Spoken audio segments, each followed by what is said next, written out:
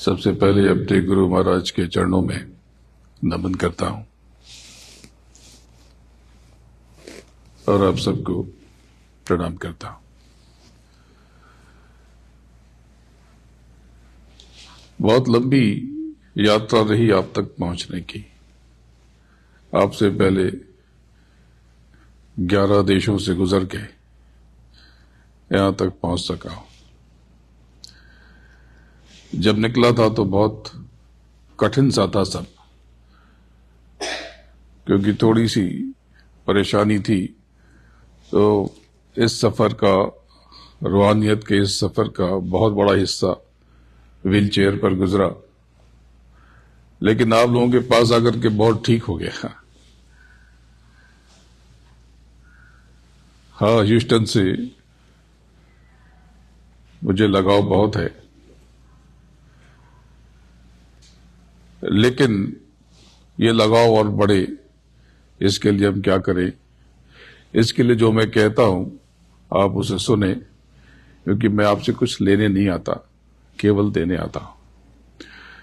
एक चीज ध्यान रखें, हर चीज अपनी ऑर्बिट पे घूम रही है। हम सब अलग अलग ऑर्बिट पर हैं।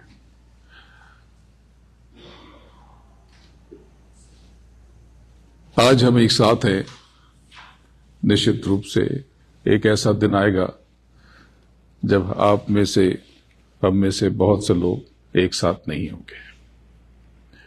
तो पहला सूत्र ये ध्यान रखें कि अगर आपका किसी से अंतर्विरोध हो, किसी से वैमनस्य हो, किसी से टकराव हो,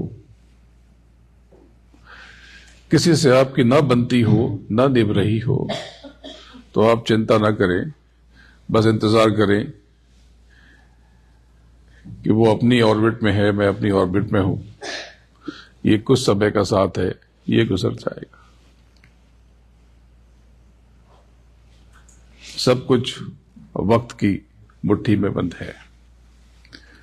काफी कुछ बताने आया हूं, कुछ सोचा नहीं, लेकिन देना बहुत कुछ चाहता हूं, पर फ्री में कुछ मिलता नहीं है। क्योंकि नियम जो बना है, विधि का विधान जिसको कहते हैं, वो ये है कि कर्म प्रधान विश्व रचि राखा, जो जस करे सो तस फल चाखा।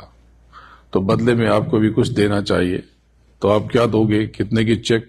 ये चेक वेक की मुझे जरूरत नहीं है। आप जो देते हो मैं अपनी सेवा के काम में खर्च कर देता हूं, मुझे तो जरूरत नहीं है। लेकिन अगर आप कुछ दे सकते हो तो जरूर देना, क्योंकि आपको बदले में मैं बहुत बड़ी दौलत, बहुत बड़ा खजाना चाहता हूं। और जो मुझे चाहिए वो आपकी नेगेटिविटी है, आपका क्रोध है, एंगर। अगर आप दे सको तो अपना गुस्सा मुझे दो। आप कहते जरूर हो, लेकिन आप बहुत विचलित हो जाते। आप कहते बहुत हो, लेकिन आपका काबू नहीं रहता, क्योंकि आप जो तलाश कर रहे हो उसे जगत में ढूंढते हो। ये जो रस है ना, ये जो सुगंध है, ये जो खुशी है, ये जगत में है ही नहीं। किसी भी चीज में कोई आनंद, कोई प्लेजर, कोई मस्ती, कोई चैन छुपा ही नहीं है। अगर चैन कहीं है तो आपके भीतर है। जैसे एक श्वान यानी एक कुत्ता एक बोन को, एक हड्डी को चबा करके रस लेता है। हड्डी में तो कोई स्वाद है ही नहीं, उस बोन में कुछ भी नहीं है। वो स्वाद दरअसल जब वो दबाता है, उसके दांतों से जो रक्त, जो लहू, जो ब्लड निकलता है, वो उसका स्वाद है। लेकिन वो यही समझता है कि ये स्वाद हड्डी में है। संसार के किसी भी पदार्थ में, किसी भी रिश्ते में न कोई सुख है, न कोई दुख है। ये दुख भी आपका अपना है।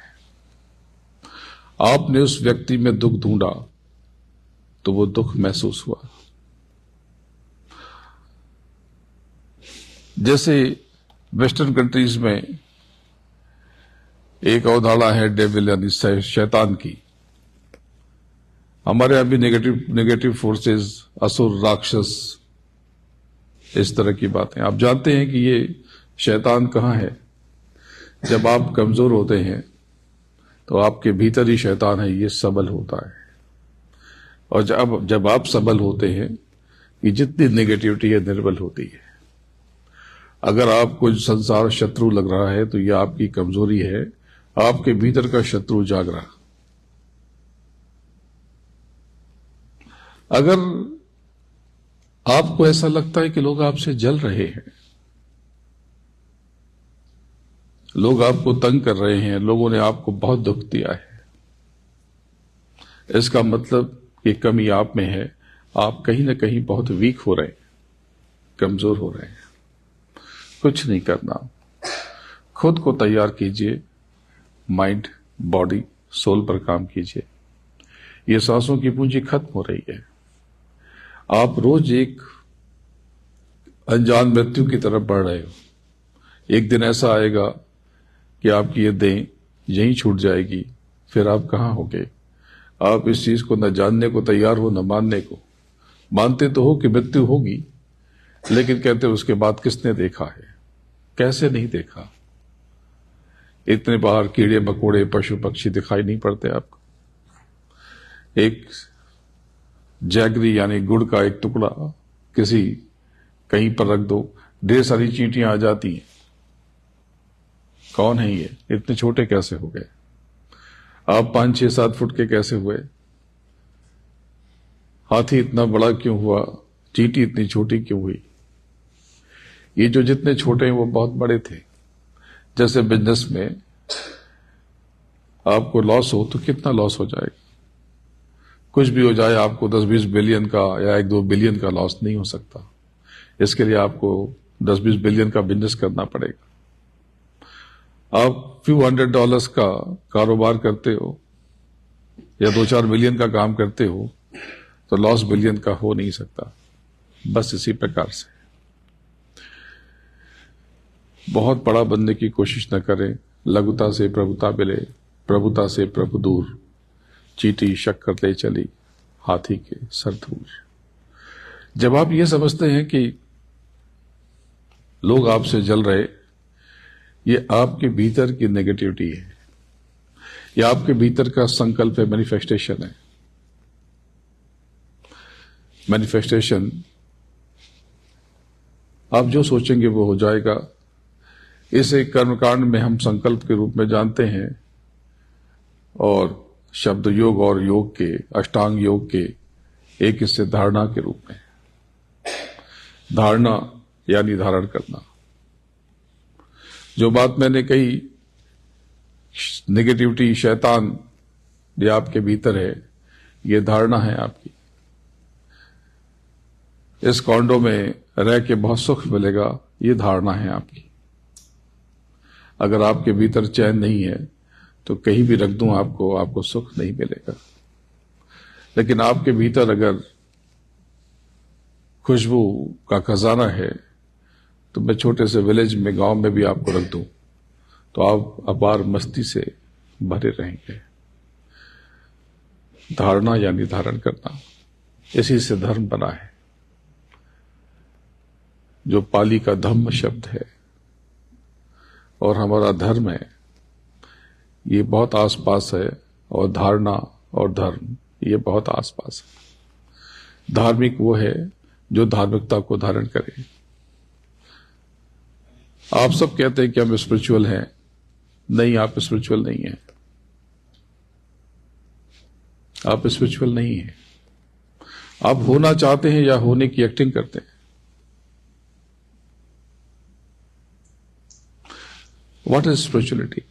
आध्यात्म है क्या? आध्यात्म मतलब स्वयं का बोध। जब हमें स्वयं का बोध करने की इच्छा हो जाए और हम उस मार्ग पे बढ़ें, तो दूसरे ऑब्जेक्ट्स पे हमारी नजर जाए ही क्यों? दूसरों पर हमारा ध्यान भटके ही क्यों? समय इतना छोटा सा है, इतना जरा सा वक्त हमारे पास है, और ये फिसला जा रहा, निकला जा रहा। अगर आपने मुझे पहले सुना है तो मैंने बहुत बार बार बताया है कि आपको चिंता करने की जरूरत क्या है। आप परेशान हैं, आपकी परेशानी दूर करने के लिए कोई गाइड आ गया, मैं आ गया आपसे बिना कुछ चार्ज किए, बिना कुछ लिए, केवल देने के लिए। इसको और बड़े कैनवास पे देखें, एक ग्रीन पीस एक खोल में, एक कवर में पैदा होती है, एनवेलप में। ऐसे एक ऑरेंज थोड़ा सा अंदर से एक ऊपर सॉफ्ट पैकेजिंग है। क्यों? क्योंकि अंदर से जरा सॉफ्ट है। जो बहुत सॉफ्ट होते हैं जीव जंतु, जैसे कि कछुआ, ऊपर बहुत स्ट्रांग एक उसके ऊपर कवच होती है। लेकिन जो स्ट्रांग, जो मजबूत फल होते हैं जैसे एप्पल, उसके ऊपर बहुत थिन लेयर होती है। इसका मतलब आप समझते हैं? इसका मतलब यह है कि जिस प्रभु ने आपको बनाया, पूरी सृष्टि बनाई, उसने एक एक मटर के दाने का भी ख्याल रखा है। जिसने एक एक मटर के दाने का ख्याल रखा है, क्या आपको यूं ही छोड़ देगा? बिल्कुल नहीं। अगर मैं यहां पर अपनी ऑर्बिट में घूमते घूमते आपके पास आ गया, यह भी उसकी मर्जी से है। वो हर पल आपके पास है, आपके करीब है, आपको इसका पता ही नहीं है। आप पता नहीं किस तलाश में हो। बाहरी चीजों की, छूटने वाली चीजों को इकट्ठा करना चाहते हो, छूटने वाले रिश्ते नातों के पीछे पड़े हो, इतनी शिकायतें पाल के बैठे हो एक दूसरे से, पता नहीं क्या चाहते हो। आप तो सिर्फ जो आपके छोटे से दिमाग में आ गया, बस वही चाहते हो। जितनी आपकी क्षमता है अपने पाव से देना चाहते हो, अपने पाव से, अपने मेजरमेंट से, अपने नपने से पाना चाहते हो। लेकिन कायनात ने, प्रकृति ने, नेचर ने, उस प्रभु ने, हो सकता है कुछ और प्लानिंग की हो आपके लिए। तो सबसे पहली चीज जो होता है उसे होने दें, सहज रहें, लेकिन सतर्क रहें। ये बॉडी, ये देह आपकी खत्म होने की तरफ है। अगले 10-20 साल में आप में, हम में से बहुत लोग नहीं रहेंगे। आज बहुत सालों से आपके पास आ रहा हूं, तकरीबन 7-8 साल तो हो गए। बहुत शक्ति थी, जोश था इस देह में। अब धीरे धीरे अब वो कम होने लगा है। एक दिन ऐसा आएगा कि मुझे चलने फिरने में, या हम सबको चलने फिरने में कष्ट होने लगेगा। ये देह तो मिटनी है, लेकिन इस देह के मिटने के पहले अपना असली काम हो जाए। तो आप सब बहुत परेशान हैं, बहुत दुखी हैं। थोड़ा सा दुख देने वाली एक इंफॉर्मेशन आपको और दे दूं, एक सूचना और आपसे साझा कर लूं कि आज की ये तारीख, आज रात से आकाश मंडल में बहुत परिवर्तन होने जा रहा। कल मैंने इस बारे में एक रेडियो स्टेशन पे एक छोटे से प्रोग्राम में ये बात बताई, और पहले से मैं कहता आ रहा हूं, बहुत विचित्र समय आएगा। एक्सीडेंट्स बहुत होंगे, गुस्सा बहुत आएगा, रोने की इच्छा होगी, बहुत अजीब अजीब चीजें होंगी, पावर सेंटर्स चेंज होंगे, टकराव बहुत होगा, बड़े बड़े लोग बहुत छोटी छोटी हरकतें करेंगे, बहुत तरह तरह के हेल्थ इश्यूज आएंगे, स्वास्थ्य समस्या आएंगी। ये छोटा पैच है, ये लगभग 4.5 महीने का समय, 15 नवंबर तक हो सकता है। जरूरी नहीं, लेकिन कोई दुर्घटनाएं हो सकता है कि एयर क्रैश या इस तरह की चीज हो सकती है, या आग लग सकती है। किसी भी तरह की दुर्घटना, रोड, ट्रेन, तो हमें क्या करना है? हमें सतर्क रहना है। सतर्क कैसे रहना है? ड्राइविंग में केयरफुल रहना है। पूरी रात गाड़ी चलाने से बचना है, जब थकान हो जाए और हमारा ध्यान बढ़ जाए। बहुत नेगेटिव नहीं होना है, माफी मांगना है, माफ करना है, आगे बढ़ना है। किसी भी डिस्प्यूट, विवाद को छोटा करके हट जाना है। अगर आपकी नहीं बनती तो नहीं बनती, जो मैंने बताया कि आप अपने ऑर्बिट में रहें, अपने चक्र में रहें, ये चक्र घूम जाएगा और आज ये समस्या ये खत्म हो जाएगी। आपको लगता है कि किसी ने आपको नीचा दिखा दिया, कौन नीचा दिखा सकता है आपको? आपको लगता है कि उसने आपकी अवहेलना की, आपको पूछा नहीं, आपकी वैल्यू नहीं करी, आपको क्रेडिट नहीं मिला। कौन आपको आपके साथ गलत कर सकता है? कोई व्यक्ति तो नहीं कर सकता, कोई और व्यक्ति तो नहीं कर सकता। अगर आपका कोई बुरा कर सकता है तो वो केवल आप हैं, वो केवल आप हैं।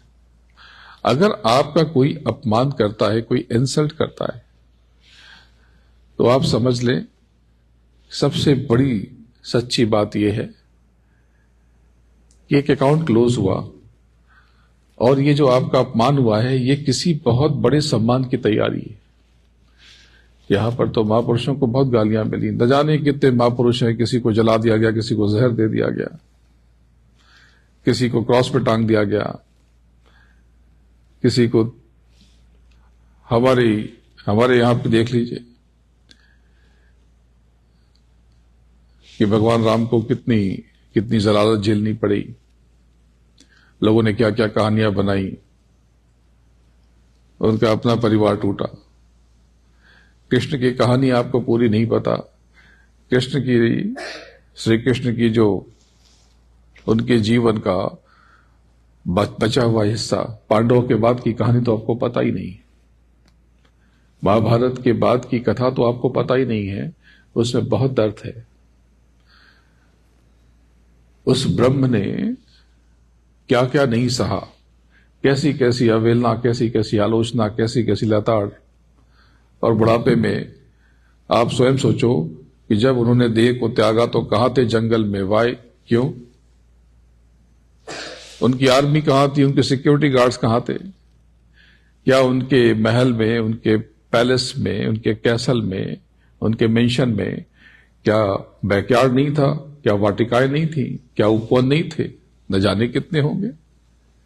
फिर ऐसी क्या बात थी कि वो महाराजाधिराज, आप भगवान माने न माने, ब्रह्म माने न माने, पर राजा तो थे। और राजा जंगल में बिना किसी को खबर दिए सो रहा है और किसी को पता नहीं चला। यानी कि स्थिति उनके साथ भी बहुत नेगेटिव थी। कुछ तो लोग कहेंगे। और अगर आप इससे विचलित हो जाते हैं तो आप बहुत समझदार नहीं है। लोग मुझे भी कहते हैं, हिंदुस्तान में लोग ये कहते हैं कि मैंने सुना कि बताया गया कि ये जाते हैं अमेरिका और मिलियंस लेकर के आते हैं। मिलियंस में कितने जीरो होते हैं उनको पता नहीं है, कौन देता है। किसी ने तो ऑफर किया नहीं मुझे। बिलियंस तो छोड़ दीजिए, 1000 में हार्डली कोई ऑफर करता है। आपको भी पता है कि यहां कोई किसी को एक सीमा के बाद कुछ दे नहीं सकता। बातें होती हैं। अब मैं उन बातों से विचलित हो जाऊं या अपना काम करूं जो मुझे करना है, तो मैं अपना काम करता हूं। उसके लिए मुझे व्हील चेयर पे चलना पड़ता है, मुझे और कष्टों को झेलना पड़ता है, लेकिन वो मैं करता रहता हूं। तो यूरोप के 10 देश और नॉर्थ अमेरिका का कनाडा, यहां से गुजर के आपके पास आया हूं। कई सारी जगहों पे गुजरते गुजरते आपके पास पहुंचा हूं। आप सबसे मिलने के बाद, अपनी बात कहने के बाद, यहां से सीधे जहां पर मैं हूं वहां जाकर के अपना सामान उठा के मैं डैलस के लिए चला जाऊंगा। वहां पे भी 1-2 कार्यक्रम है, वो करके अगले शनिवार को हम यहां फिर से मिलेंगे। मैं कुछ आपको सिखाना और बताना चाहता हूं। आज तो ये मैं केवल आपके भीतर जिज्ञासा भर रहा हूं, आपको अंदर से हील कर रहा हूं, आपको अपनी बातों से समझा और बता रहा हूं। लेकिन अगले शनिवार को हम यहां पर साधना के पथ पर आगे बढ़ेंगे। बाहर से कम, बाहर से बातें होंगी जरूर, हम अंदर से अब आगे बढ़ेंगे, क्योंकि अब समय बीता जा रहा। अब अगले स्टेप पे चलते हैं। शब्द योग की आगे के खंड की तरफ बढ़ते हैं और आप क्या हैं इसको जानने की कोशिश करते हैं। आप सबको जानते हैं, पर आप स्वयं को नहीं जानते। आपको अपने भीतर की असीम शक्ति का पता ही नहीं है। आप स्वयं में एक कायनात है, एक दुनिया है, आप स्वयं में एक संसार है। सहज रहें, सहज रहना सीखें। मैनिफेस्टेशन, आप जो विचार करेंगे, जो धारण करेंगे, आप वैसे हो जाएंगे या आपके साथ हो जाएगा। तो अष्टांग योग का ये जो हिस्सा है, धारणा, ये बहुत कमाल का है, मुझे बहुत आकर्षित करता है, क्योंकि हमारी बहुत सारी समस्याओं की जड़ यही है। हमारी बहुत सारी समस्याओं का कारक यही है।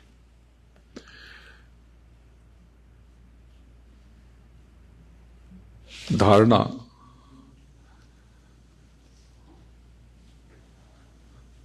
किसी पर संदेह न करें, वरना वो संदेह पूरा हो जाएगा। आप डाउट न करें, बेचैन ना हो, कहीं ऐसा तो नहीं कि मैं बीमार हो जाऊंगा, कहीं ऐसा तो नहीं कि मुझे कैंसर हो जाएगा।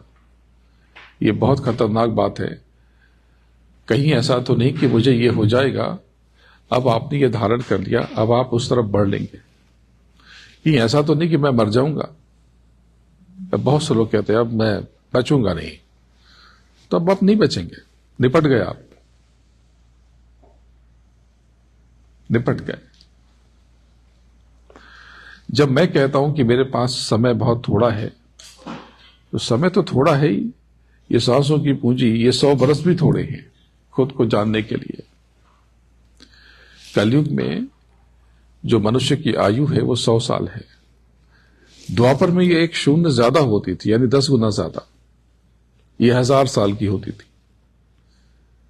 लेकिन त्रेता में इससे और ज्यादा होती थी, एक शून्य और ज्यादा, यानी 10 गुना और ज्यादा, 10,000 साल की होती थी। लेकिन सतयुग में और भी ज्यादा होती थी, एक शून्य और ज्यादा, 1,00,000 साल होती थी। तो कलयुग में साधना, सतयुग में साधना अलग तरीके से होती थी, समय बहुत था। त्रेता में केवल 10% रह गए सतयुग के। ये जो सांसों की पूंजी है, ये बस इतनी रह गई, लेकिन फिर भी बहुत ही 10,000 साल। राम के तो आपको कुछ बरस ही पता है, 14 बरस वनवास के और थोड़ा आगे पीछे, और थोड़े लौह कुश के बड़े होने की कहानी, अश्वमेध यज्ञ। इसके बाद राम का आपको पता क्या है? इसके बाद तो आप राम को जानते ही नहीं। आप कहते हैं हिंदू, क्या आप सच में हिंदू हैं? आप हिंदू होने का भ्रम ओढ़े हुए हैं। ये बात कहने में मुझे जरा भी झिझक नहीं है। अधिकतर हम हिंदू कहते हैं, पर हम हिंदू नहीं हैं। हमें हिंदुइज्म का मतलब ही नहीं पता, हमें अपना धर्म नहीं पता, धर्म की शक्ति पता नहीं। आपको हैरानी होगी कि आपका धर्म बहुत वैज्ञानिक है, बहुत वैज्ञानिक है। कुछ बातें मैंने बताई, अगर मैं आपसे पूछूं कि आपके पर्व क्या हैं, इनका अर्थ क्या है, तो आपको नहीं पता, आप नहीं जानते। मैं पूछूं कि नवरात्र का क्या अर्थ है, इसमें क्या हो सकता है। आप देवी जी की पूजा करते हैं, 9 दिन तक करते हैं, तो पूजा में क्या करते हैं? बोले कुछ नहीं, दिन में थोड़ा सा पाठ वाठ कर लेते हैं, धूप लगा लेते हैं, दीप लगा लेते हैं, शाम को गरबा कर लेते हैं। यही धर्म है। मैं आपसे पूछूं बसंत पंचमी क्या होती है, तो आप में से सब यही कहेंगे बसंत पंचमी मतलब कुछ ऐसा कुछ नहीं है, लक्ष्मी सरस्वती जी की पूजा करते हैं, और पीले कपड़े पहनते।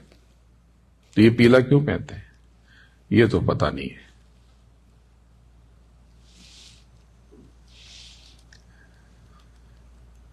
हमारे ये सारे फेस्टिवल इतनी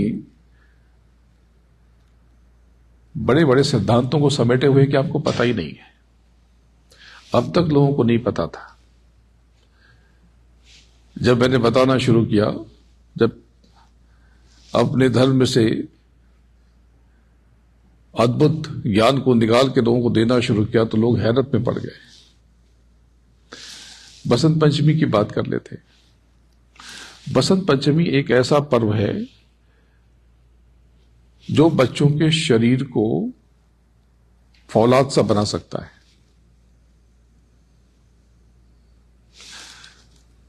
एक साल से लेकर के 5 साल तक के बच्चों पर यह प्रयोग लगातार 5 साल किया जाता है।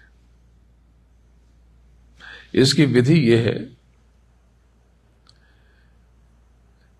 कि सुबह सुबह सनराइज के पहले इसकी तैयारी कर ली जाती है, और ऐसी जगह पर जहां अर्थिंग ना हो, तो इसके लिए वुड का एक प्लेटफॉर्म या उसे लकड़ी की चौकी कह लें, पीढ़ा कह लें, पाट कह लें, या कोई भी वुडन फ्लोरिंग, ऐसी जगह पर जहां पे सूर्य की किरणें सीधा उस बच्चे पे पड़े। आप तैयार होकर के बैठ जाए, उस बच्चे को पीले कपड़े से ढक दे।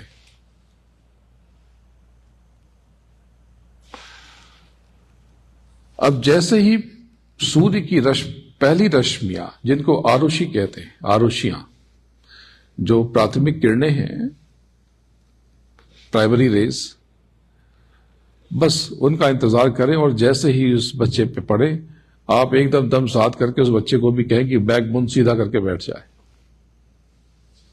और कम से कम जब तक सूरज में तलखी ना आ जाए, यानी जब उसकी किरणें चुभने न लगे, तब तक उसे बिठाए रखें। तब तक तो 5-10 मिनट में ये हो जाएगा, 15 मिनट, 5 मिनट में भी हो सकता है, 5-10 मिनट में, जैसा मौसम हो। अगर ऐसी जगह पे है जहां बादल है तो वहां देर तक हो सकता है, लेकिन थोड़ी देर तक आप छोड़ दें, और ये लगातार 5 साल कर लें। अब उस बच्चे के शरीर में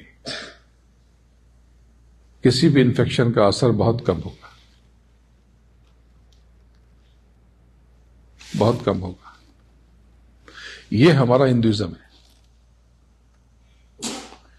कम से कम 5 मिनट, पंचमी तिथि है, 5 मिनट, अधिक से अधिक थोड़ी सी तीखापन आ जाए, बस तब तक। उसके बाद नहीं बैठना, उसके बाद तुरंत उठ जाना।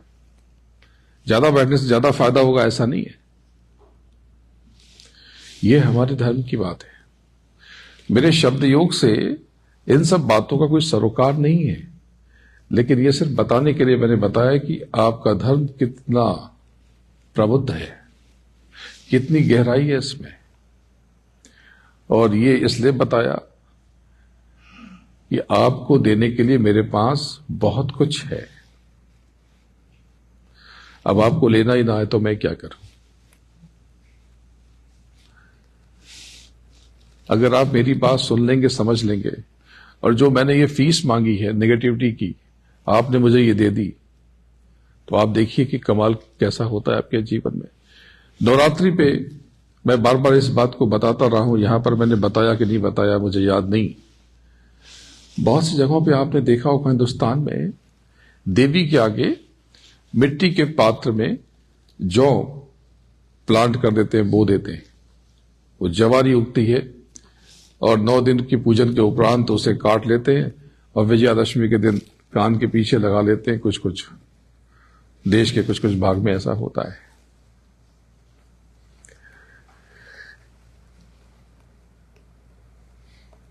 ये क्या है? ये कान के पीछे लगाना आखिरी उपाय है। दरअसल ये जो जवारी, ये बार्ली, ये ग्रो होकर के ये इतनी बड़ी दवा है कि अगर आपने रोज इसका इस्तेमाल शुरू किया तो आपको हैरानी होगी कि आज कैंसर की मेडिसिन इससे बन रही है। मैंने खुद पाया है कि अगर 9 या 10 दिन तक रोज एक एक मुट्ठी इसे बो दिया जाए भगवान के सामने या प्रकृति के सामने, सूरज की किरणों के सामने,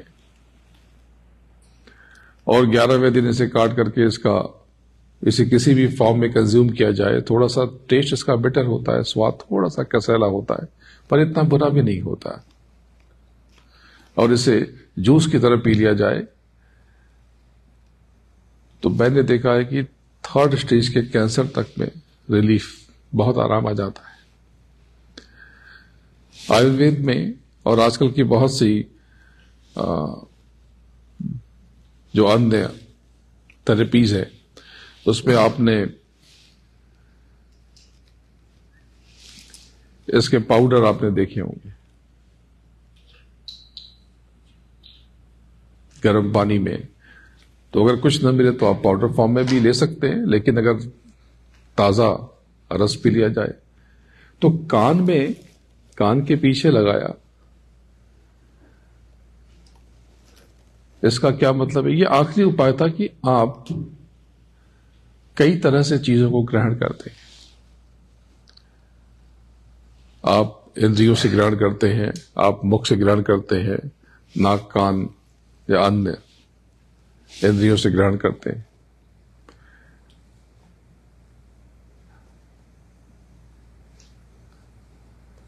त्वचा से भी ग्रहण करते हैं। तो आपने उसको रखा तो ये त्वचा के संपर्क में और संसर्ग में आया, तो चलो कुछ तो संपर्क हुआ, कनेक्शन बना। तो ये तो एक चीज है, लेकिन एक ग्रहण करने में आप बहुत सतर्क रहना, क्योंकि बहुत सी चीजों को आप खा करके आप इस्तेमाल करते हैं, आप उसे स्वीकार करते हैं, ग्रहण करते हैं। कुछ चीजों को आप पी करके स्वीकार करते हैं, लेकिन कुछ चीजों को आप सुन करके और देख करके भी ग्रहण करते हैं। क्या आप सब कुछ खा पी लेते हैं? नहीं। अगर आपको चाय पीनी है तो चाय पीते हैं, आपको पानी पीना है तो पानी पीते हैं, आपको जूस पीना है तो जूस पीते हैं, आपको भोजन में शाकाहारी खाना है तो शाकाहारी खाते हैं, जो खाना है वो खाते हैं। लेकिन खाने के बाद उस तत्व की जो तासीर होगी उसका असर आप पर होगा।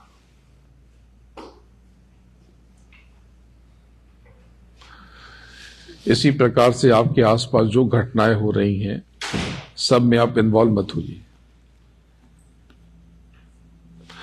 जो चीजें आप ग्राह्य करना चाहते हैं, ग्रहण करना चाहते हैं, उनको ही लीजिए। ये थोड़ा एक स्टेप और बारीक बात है कि आप जो कुछ भी सोचते हैं, विचारते हैं, ये सब आपके भीतर जाकर के इनकी जैसी तासीर है, ये वैसा काम करते हैं। अगर आपने नेगेटिविटी ग्रहण कर ली तो ये जाकर के आपके भीतर कुछ गड़बड़ करेगा, नेगेटिविटी फैलाएगा, कालिख फैलाएगा। क्यों डरें? जिंदगी में क्या होगा? कुछ ना होगा तो तजुर्बा होगा, एक्सपीरियंस होगा, अनुभव होगा। घबराएं नहीं। जो मैंने बात बताई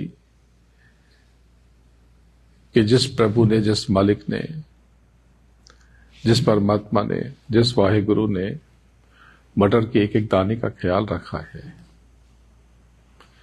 उसने आपका भी ध्यान रखा है।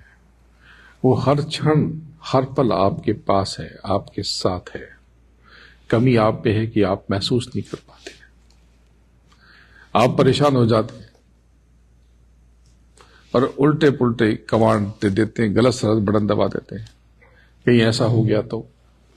तबीयत खराब होते ही आपकी सीधी, आपके भीतर जो क्रिया प्रतिक्रिया यही होती है कि मुझे कुछ हो गया तो,